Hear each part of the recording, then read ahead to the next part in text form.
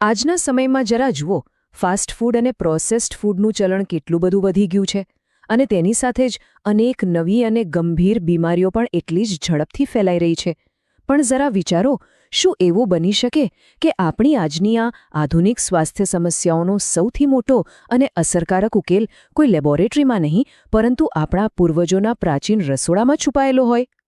આજના આ વિશ્લેષણમાં આપણે એક એવા અદ્ભુત સુપરફૂડ વિશે વાત કરવાના છીએ જેણે ફરીથી આખી દુનિયાનું ધ્યાન ખેંચ્યું છે અને જે આપણા સ્વાસ્થ્યને સંપૂર્ણપણે બદલી નાખવાની તાકાત ધરાવે છે. વર્ષ 2030 ખરેખર આ કોઈ સામાન્ય સાલ નથી, પણ એક ઐતિહાસિક સ્વીકૃતિ છે. સંયુક્ત રાષ્ટ્ર દ્વારા આ વર્ષને આંતરરાષ્ટ્રીય મિલેટ્સ વર્ષ તરીકે જાહેર કરવામાં આવ્યું હતું.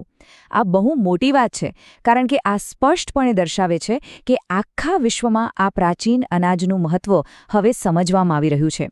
પશ્ચિમી દેશોથી લઈને પૂર્વ સુધી આખી દુનિયા હવે જાગી રહી છે અને સ્વીકારી રહી છે કે આ અનાજમાં ખરેખર અસાધારણ શક્તિ રહેલી છે.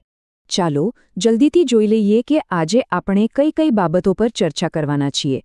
આપણે એકદમ ઊંડાણપૂર્વક સમજીશું કે આપણી આધુનિક સમસ્યાઓનો આ પ્રાચીન ઉકેલ શું છે. આ મિલેટ્સ ખરેખર છે શું? તેના શારીરિક ફાયદાઓ કયા છે?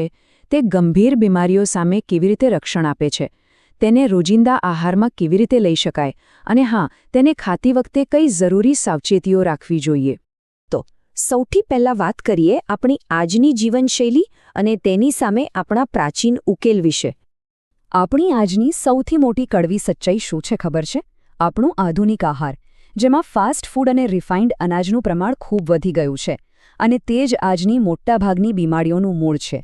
ફાસ્ટ ફૂડ ઝડપી તો છે, પણ તે આપણા સ્વાસ્થ્યને એટલી જ ઝડપથી બગાડે છે. હવે તેની સરખામણી આપણા પૂર્વજોના પ્રાચીન આહાર સાથે કરીએ. તેઓ બરછટ અનાજ એટલે કે મિલેટ્સ ખાતા હતા, જેમાં ફાઇબર પુષ્કળ પ્રમાણમાં હતું. સાચા અર્થમાં કહીએ તો આ પ્રાચીન આહાર માનવ શરીરની રચના માટે એકદમ યોગ્ય અને સંતુલિત હતો. હવે કદાચ પ્રશ્ન થતો હશે કે આ મિલેટ્સ એટલે કે બરછટ અનાજ ખરેખર છે શું? મિલેટ્સ એટલે નાના દાણાવાળું અત્યંત પૌષ્ટિક અનાજ, જેને ઉગાડવા માટે બહુ ઓછા પાણીની જરૂર પડે છે. અહીં દર્શાવેલી માહિતી બહુ જ રસપ્રદ છે. જોઈ શકાય છે કે દરેક મિલેટના પોતાના અલગ અલગ સુપરપાવર છે. જેમ કે બાજરી આયર્ન અને પ્રોટીનથી ભરપૂર છે, જે એનિમિયાના દર્દીઓ માટે એકદમ ઉત્તમ છે. જુવાર કેલ્શિયમ અને વિટામિન બી આપે છે, જે પાચન સુધારવા અને વજન ઘટાડવા માટે શ્રેષ્ઠ છે. અને રાગી, તે તો કેલ્શિયમનો અમૂલ્ય ભંડાર છે. બાળકોના શારીરિક વિકાસ અને વૃદ્ધોના હાડકાં માટે રાગી તો જાણે આશીર્વાદ સમાન છે. આ તો થઈ પોષક તત્વોની વાત, પણ ચાલો સમજીએ કે રોજિંદા જીવનમાં આનાથી આપણા શરીરને સીધા ક્યાં ફાયદા થાય છે. જ્યારે આપણે મિલેટ્સને આપણા નિયમિત આહારમાં સામેલ કરીએ છીએ, ત્યારે આ 5 અદ્ભુત શારીરિક ફાયદા તરત જ જોવા મળે છે. સૌથી પહેલું તો એ કે તેમાં રહેલું પુષ્કળ ફાઇબર ખોરાકને સરળતાથી પચાવે છે અને આપણા આંતરડાના સારા બેક્ટેરિયાને પોષણ આપે છે. વળી તેમાં રહેલા કોમ્પ્લેક્સ કાર્બોહાઇડ્રેટ્સના કારણે લાંબા સમય સુધી પેટ ભરેલું લાગે છે. આનાથી શું થાય? વારંવાર ભૂખ લાગવાની સમસ્યા અટકે છે અને વજન કંટ્રોલમાં રહે છે. આ અનાજ શરીરમાં ધીમે ધીમે પચે છે, જેથી શારીરિક શ્રમ કરતા લોકોને દિવસભર સતત ઊર્જા મળતી રહે છે. આ ઉપરાંત તેમાં રહેલા ઝિંક અને મેગ્નેશિયમ આપણી રોગપ્રતિકારક શક્તિ વધારે છે અને પ્રોટીન સ્નાયુઓને મજબૂત બનાવે છે. અહીં એક બહુ જ મહત્વનો મુદ્દો છે.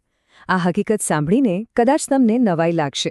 સામાન્ય રીતે આપણે કેલ્શિયમ માટે માત્ર દૂધ પર નિર્ભર રહીએ છીએ, ખરું ને? પરંતુ રાગીમાં કુદરતી રીતે દૂધ કરતાં પણ વધુ કેલ્શિયમ હોય છે.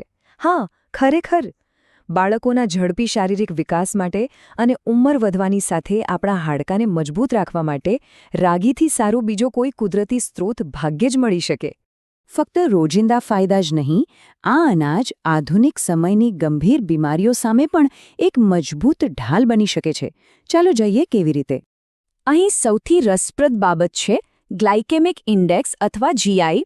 જીઆઈ એટલે શું? તો ખોરાક ખાધા પછી તે આપણા લોહીમાં સાકર એટલે કે બ્લડ શુગરનું પ્રમાણ કેટલી ઝડપથી વધારે છે તેનો ચોક્કસ માપ.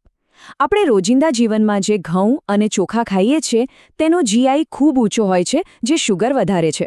જ્યારે બીજી તરફ મિલેટ્સનો જીઆઈ ખૂબ જ ઓછો હોય છે. તેમાં રહેલું ફાઇબર લોહીમાં શુગરને એકદમ ધીમે ધીમે ભળવા દે છે અને આ જ કારણ છે કે તે ટાઈપ 2 ડાયાબિટીસ સામે એક અત્યંત મજબૂત ઢાલ સાબિત થાય છે. હૃદયના સ્વાસ્થ્યની વાત કરીએ તો મિલેટ્સ કમાલનું કામ કરે છે. તેમાં રહેલા ફાઇબર અને વિટામિન B3 આપણી રક્તવાહિનીઓમાં જમા થતા ખરાબ કોલેસ્ટ્રોલ એટલે કે LDLને ઘટાડે છે. બાજરી અને જુવારમાં રહેલું મેગ્નેશિયમ અને પોટેશિયમ બ્લડ પ્રેશરને કંટ્રોલમાં રાખે છે, જેનાથી હાર્ટ એટેકનું જોખમ ઘટે છે. અને એક બહુ જ અગત્યની વાત, ભારતમાં મહિલાઓ અને બાળકોમાં જે એનિમિયા એટલે કે લોહીની ઉણપની ગંભીર સમસ્યા જોવા મળે છે, તેને મૂળમાંથી દૂર કરવા માટે બાજરી અને રાગીમાં રહેલું આયર્ન અને ફોલિક એસિડ જાદુઈ કામ કરે છે. હવે ગ્લુટન વિશે તો આપણે સૌએ સાંભળ્યું જ હશે. ગ્લુટન એ ઘઉંમાં જોવા મળતો એક પ્રકારનું પ્રોટીન છે, જે કેટલાક લોકોમાં પાચનની ગંભીર એલર્જીનું કારણ બને છે, જેને સિલિયાક ડિઝીઝ કહેવાય છે. પરંતુ સૌથી મોટી રાહતની વાત એ છે કે તમામ પ્રકારના મિલેટ્સ 100% કુદરતી રીતે ગ્લુટેન ફ્રી હોય છે. હા, એટલે જે લોકોનું શરીર ગ્લુટેન પચાવી શકતું નથી, તેમના માટે મિલેટ્સ એક સંપૂર્ણપણે સુરક્ષિત અને પૌષ્ટિક વિકલ્પ છે. વાત અહીં જ પૂરી નથી થતી. મિલેટ્સમાં શક્તિશાળી એન્ટીઓક્સિડન્ટ્સ અને ફાઇટોન્યુટ્રિયન્ટ્સ પણ રહેલા હોય છે.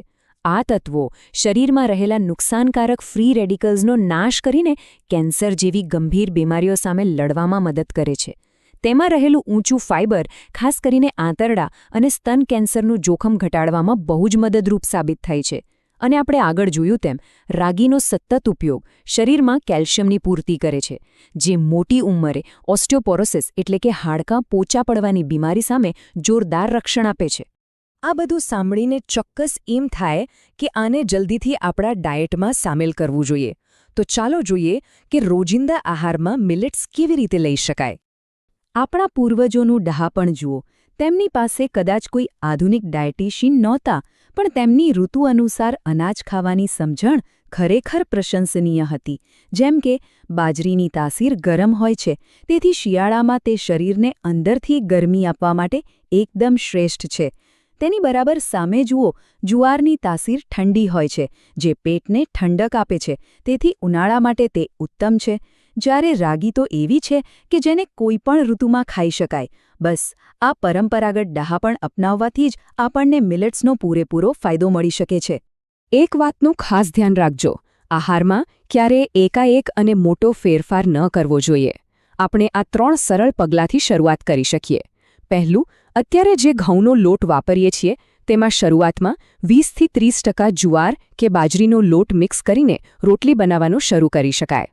બીજું, સવારના નાસ્તામાં બહારના પેકેજ્ડ ઓટ્સ ખાવાને બદલે ઘરનો બનાવેલો રાગીનો શીરો કે જુવારની ઉપમા લઈ શકાય. અને ત્રીજું, રોજિંદા ચોખાની જગ્યાએ અત્યંત પૌષ્ટિક એવી બાજરી કે કોદરીની ખીચડી બનાવી શકાય. આમ ધીમે ધીમે બદલાવ લાવવાથી આપણા પાચન તંત્રને કોઈ આંચકો નહીં લાગે અને રૂટીન સરસ રીતે જળવાઈ રહેશે. હવે આ બધું અપનાવતા પહેલાં કેટલીક અત્યંત જરૂરી સાવચેતીઓ પણ સમજી લેવી જોઈએ, જે બહુ જ અગત્યની છે. સૌથી પહેલો અને અગત્યનો નિયમ, મિલેટ્સમાં કુદરતી રીતે ફાઇટિક એસિડ નામનું તત્વ હોય છે, જે શરીરમાં પોષક તત્વોના શોષણને રોકે છે. એટલે આ એસિડને દૂર કરવા માટે કોઈ પણ મિલેટ્સને રાંધતા પહેલાં 6 થી 8 કલાક પાણીમાં પલાળી રાખવા અત્યંત જરૂરી છે. અને બીજું, તેમાં ફાઇબરનું પ્રમાણ ખૂબ જ વધારે હોવાથી તેને પચાવવા માટે શરીરને વધુ પાણીની જરૂર પડે છે.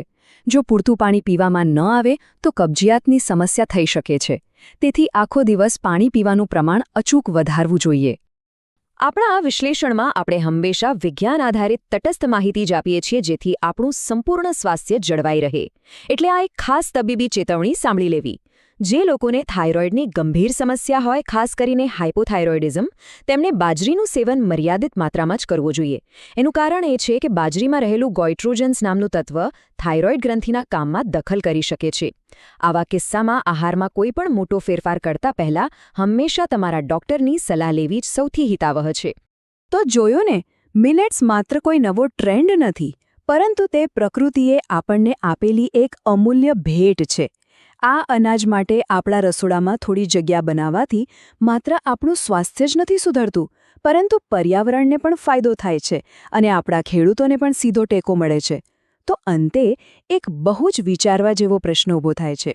શું આપણે આધુનિક અને બીમારીઓથી ભરેલા આ જીવનમાંથી બહાર આવીને એક મજબૂત અને સ્વસ્થ ભવિષ્ય માટે ફરીથી આપણા એ પ્રાચીન મૂળ તરફ પાછા ફરીશું? આ અદ્ભુત સુપરફૂડ્સ વિશે વધુ જાણવાનો અને તેને આપણા જીવનમાં અપનાવવાનો સાચો સમય હવે આવી ગયો છે. આજના આ વિશ્લેષણમાં જોડાવા બદલ આપ સૌનો ખૂબ ખૂબ આભાર.